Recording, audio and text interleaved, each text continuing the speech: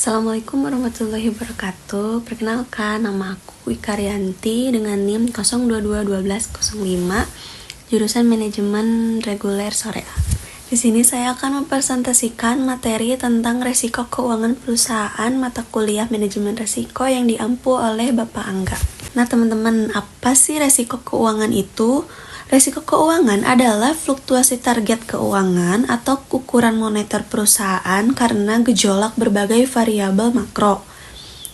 Brigham dan Houston yang dikutip oleh Darmawan tahun 2015 menjelaskan bahwa resiko keuangan adalah suatu tambahan resiko bagi pemegang saham yang biasa diakibatkan oleh penggunaan leverage keuangan. Beberapa resiko yang dihadapi dalam aspek keuangan yang cukup tinggi.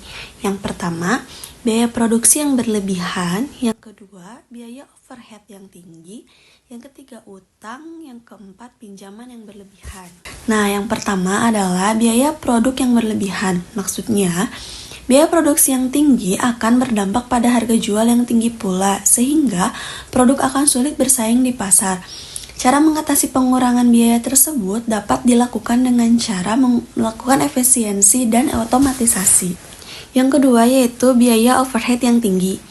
Perusahaan berskala besar biasanya biaya per unit produk yang dihasilkan lebih rendah dari perusahaan yang lebih kecil, karena pangsa pasar yang dimiliki lebih besar. Perusahaan yang berkembang pesat pun membutuhkan biaya-biaya tambahan seperti biaya pegawai, aset, dan lain sebagainya. Yang ketiga yaitu utang. Salah satu penyebab terjadinya krisis berkepanjangan di Indonesia sejak pertengahan tahun 1997 adalah utang swasta kepada kreditur asing yang pada saat jatuh tempo ternyata tidak terbayar.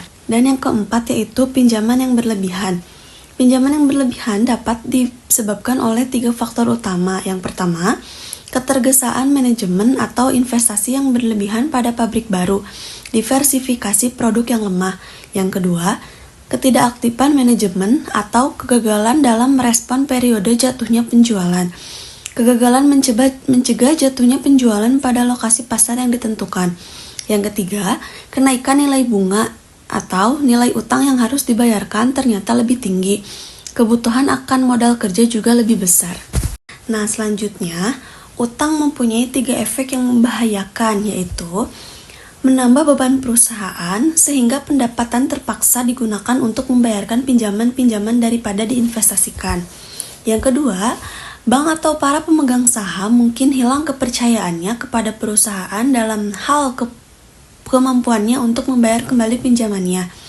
Akhirnya, para pemegang saham mungkin akan menjual saham-saham mereka, sedangkan bank mungkin akan menuntut pembayarannya. Dan yang ketiga, resiko kredit merupakan resiko yang ditanggung kreditur akibat debitur tidak mampu membayar pinjaman sesuai waktu yang telah disepakati.